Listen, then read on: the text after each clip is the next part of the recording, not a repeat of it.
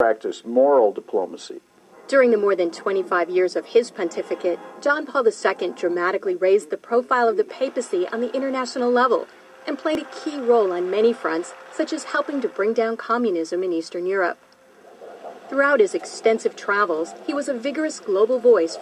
Benedict has continued that advocacy, which experts say reflects foundational Catholic beliefs. But times have changed since John Paul became Pope. We don't have the Soviet Union anymore. What we have is the problems in the Middle East, which is where Pope Benedict has been directing his attention.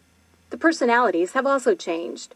Whereas John Paul, if you look at the entire pontificate, was very much outwardly oriented toward the church and the world. But Benedict again generated controversy in the Islamic world on the Saturday before Easter, when he baptized a prominent Muslim journalist at a service in St. Peter's Basilica. He's also been quietly working to establish relations, something that was not possible during the last papacy, largely because of John Paul's role in the fall of communism in Poland. The Chinese obviously didn't want John Paul II running around China doing the same thing. Most of the time, in places around the world, Vatican diplomats work outside the spotlight, where experts say they often have an advantage. Some question how much government leaders of today truly listen to what the Pope has to say. And that, observers say, is a moral authority that can't be measured by economic strength or military divisions. A moral authority Benedict hopes to draw upon when meeting with U.S. officials and speaking before the United Nations. I'm Kim Lawton in Washington. A lot of good Christians in Roman Catholic Church, notice Catholic Church, but unfortunate because they don't understand the history of their church. During Dark Ages, Constantine was the one who united his own people, them pagans, to Catholic Church. And when they unite in the church, because, there was statue worshippers, idols. So when they brought their idols, notice statues in Roman Catholic Church, they began to name them. Instead of Jupiter, they call it Peter. And it's so sad that they give them a lot of Christian names. And they bow down, sometimes they kiss, they worship.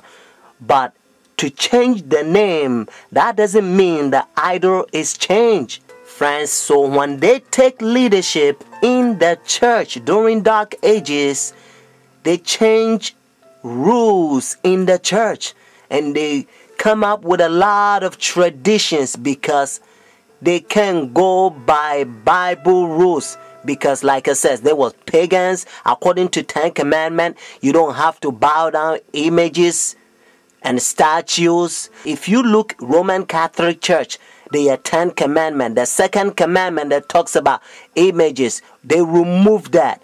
And then the 10th commandment, they spread. One of them that they also did, they persecute a lot of Christians that they protest against their paganism and their traditions.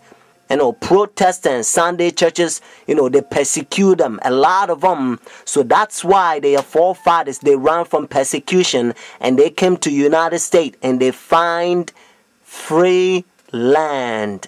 So now we're going to go to Revelation chapter 13 and you're going to learn a beautiful Bible prophecy. Revelation chapter 13 has two beasts. Notice the first beast is Roman Catholic Church and then the second beast is United States.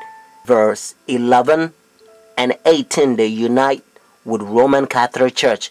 Let's find out who gave the power to Roman Catholic Church. Notice Revelation chapter 13 verse 4. So they worship the dragon who gave authority to the beast.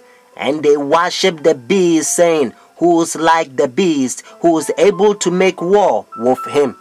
Friends, according to Revelation chapter 13, we know that the dragon gave the authority, the power to this beast. And according to Revelation chapter 12 verse 9, the Bible helps us to understand that the dragon is the old serpent called the devil and Satan. Notice what it says in verse 11 and 12. Notice the same chapter, Revelation chapter 13. Then I saw another beast coming out of the earth, and he had two horns like a lamb, and spoke like dragon. And he exercised all the authority from the first beast in his presence, and caused the earth and those who dwell in it to worship the first beast, whose deadly wound was healed. Just in case if you're thinking about any country, they don't fit. Whether it's China, India, Iraq, or Africa, they don't fit.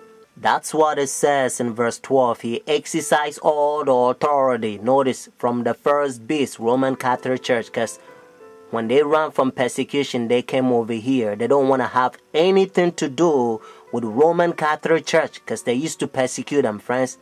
That's what it says. And again, I want you to get this so that you will know that it's the United States. Verse 12, he exercised all the authority from the first beast.